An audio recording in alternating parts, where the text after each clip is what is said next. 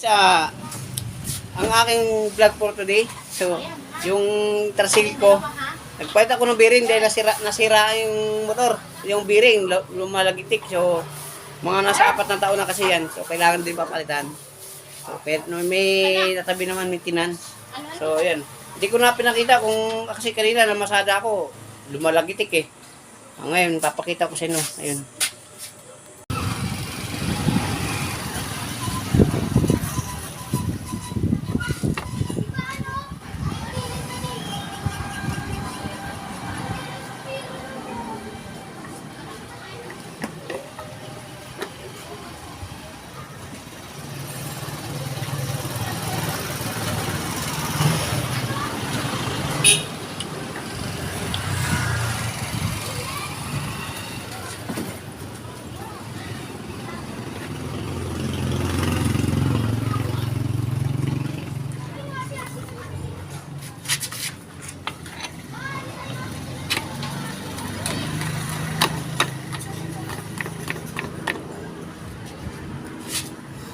Ganun na kambisik yung tinapit ko na.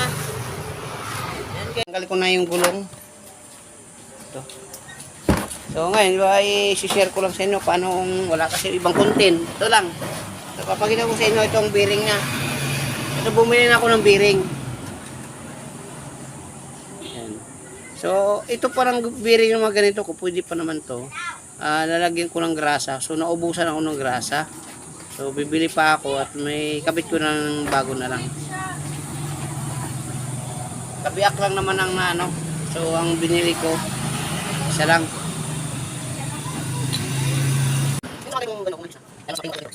Kailangan natin ito.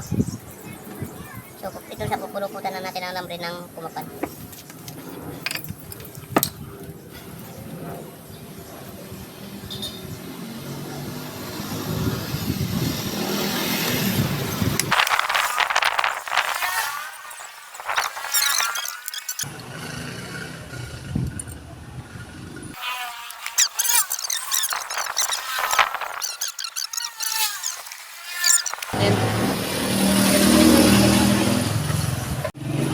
Guys, ikakabit ko na. Ikakabit na siya. So,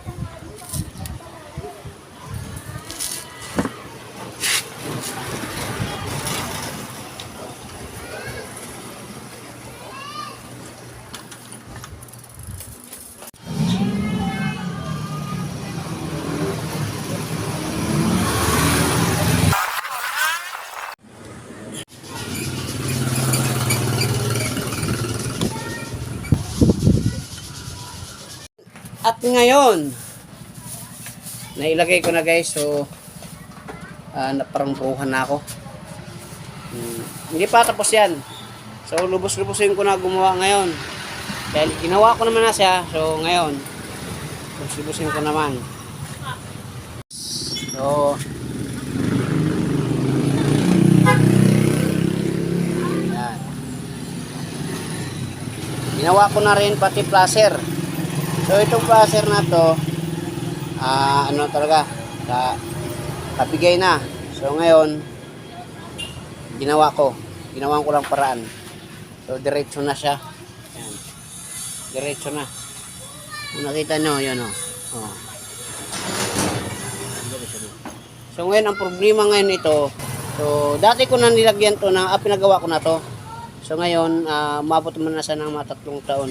So bibigay rin din talaga. So ngayon gagawin ko ulit siya. Alam mo ang gagawin ko dito?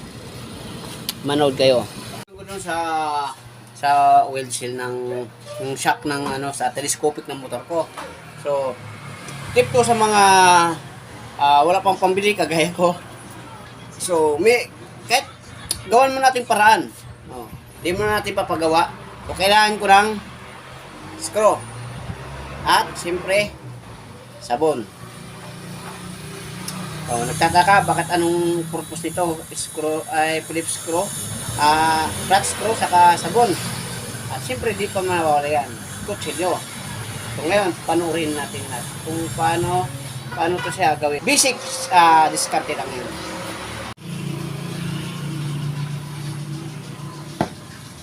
Yung sabon at kutsilyo mo na.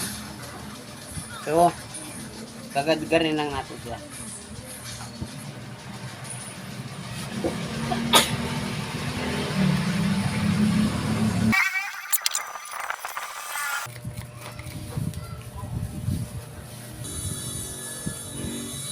And now, kung bakit ganun siguro tanong ko yung anong purpose sa.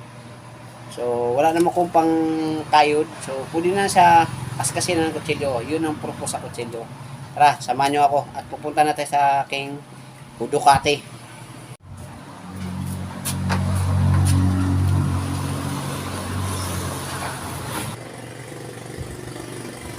So, dandanin na natin pagsikwat ito.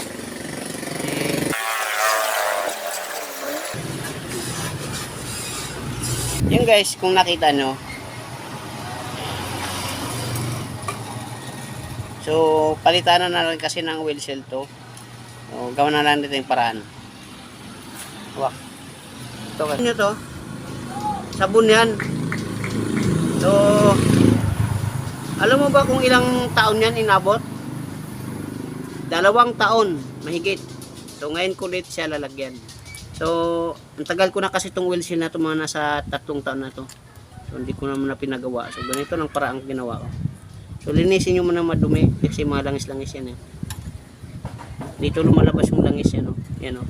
So, ito natin lalagay ngayon ang sabon. Oh. Siguro naintindihan nyo na kung anong purpose sa sabon. So, mga marunong dyan at nakaintindi nitong paraan, nakaintindi sila. Sa hindi naman marunong at nagtatanong, bakit ganun? So, magtataka sila. Sasabihin na, ay, hindi, pangit yan. Pero, ito, subok ko na to.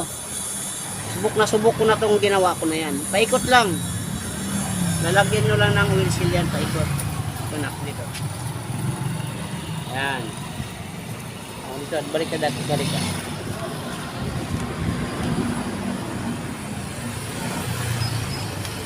Yan. Puno na siya. Yan. Saka itong papel, siyempre kainin natin. Ay, hindi, stay. Tatapon na. Ngayon, sisiksinin natin yan, Migi. Hindi naman 100% sa, pero hindi ganun karami ang langis ang lalabas nito. So, may mga motorcycle dyan na sira na itong ganitong wheel seal. Ganito gawin yung paraan. Napakadabis. So ngayon, ibabalik na natin ang takip. Nung nakita yung langis na, no? So nagtatagas talaga. Nagtatagas to papunta rito. Kaya naubos. Nagdadagdag ako ng langis dito. So, yan. Igaganon lang. So, kailan tandaan nyo na pagpuko baka tatamaan itong telescopic. Itong importante na hindi magkakagasgas. So tandaan lang. Kunting tsaga-tsaga lang na.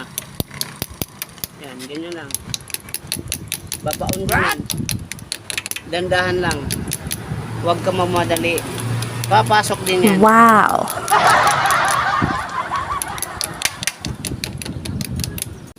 Yan guys, tingnan nyo. Kuya, halika nga to. Please. Ito na lang dito. Mapat ka dyan. No. Sige. Nakita nyo guys. Okay. Diba? What? Yan guys, may naalala ba kayo? Wow! Hirap ano? Tingnan natin kung may langis lalabas. Basta sabihin na viewers ko, sinungaling ako. Yung may sapon lang yan, yung itim na yan. Yan ang lalabas yan, pero totally lalabas dito, wala. Sige, sige ba? Yan, dito yan, lalabas yan sa likod. Sige.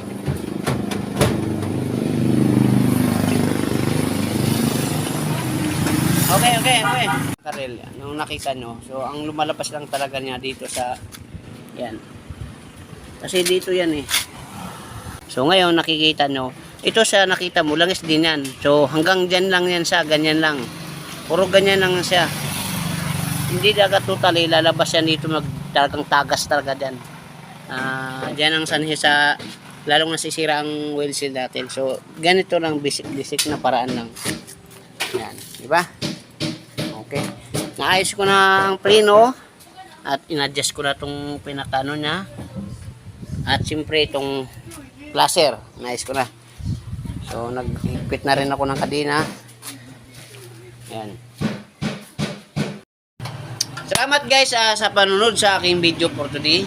Yan. Kung nakita nyo ang basic tutorial ko sa mga simple at napakatipid na paraan. Yan, kagaya pinakita ko kanina, yung sa telescopic natin sa mga motorcycle, ito din yung ginagawa yun.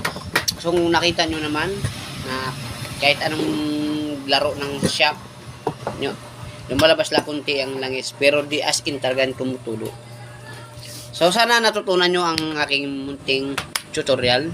Salamat sa panunod, at kung nagustuhan nyo ang aking video, please comment, like, and share naman dyan, at pakipollow pa more sa aking page, Jesse Puntos. Alright?